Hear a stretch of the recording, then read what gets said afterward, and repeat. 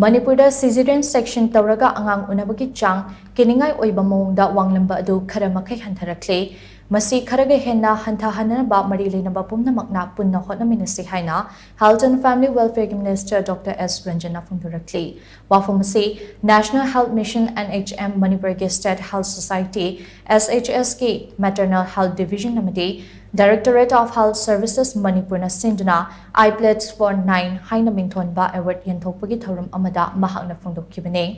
Pradhan Mantri Surakshit Madriva Abhiyan PMSMA amadi atei maternal health program singda achoba thogai lodiba sing amadi state amadi district level the Leinaba health service provider singda award khusinnakibagi thorum aduda maternal health ka mari leinaba poster amadi maternal health ki matangda puthokpa documentary ahumsu launch tawke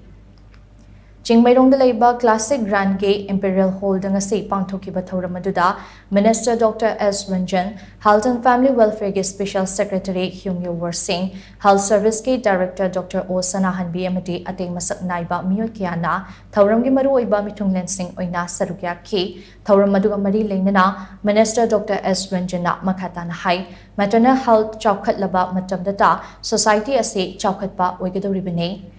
Lam asida chawkhatpa puraknaba hotnariba singbu sakhangbu utpo oina ngasi pangthokliba thoram ase yamnamak maru oiba thoram amane Manipur da matam kharagi mamangda angang unaba matamda operation Touraga unabagi Chang ase chada 35 yaurakpagi tanja ama lakhi Masimag lamdamasigi oina afaba khudam natkide amade maduna society da akaiba kaya lakadaba ubadagi palibalengak asina Leinaba department singa khutsamnaduna hotnarakpana ngasidi angang unabada operation tawbagi Chang khara makhei hantahannaba ngamlei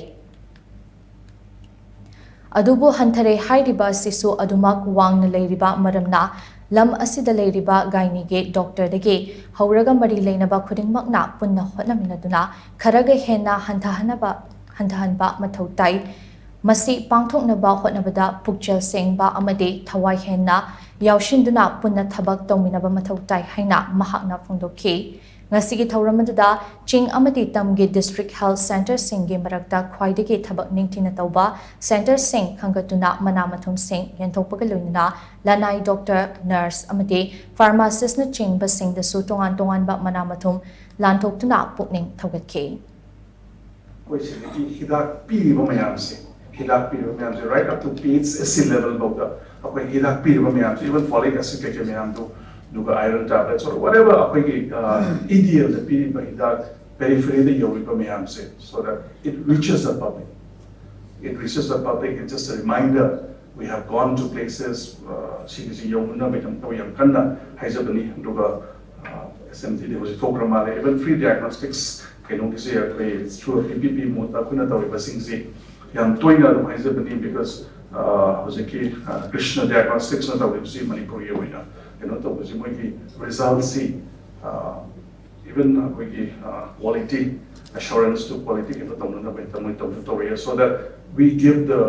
people the peripheral area the free diagnostics the result to achumba accurate result I think the CMOs also should really look into this matter.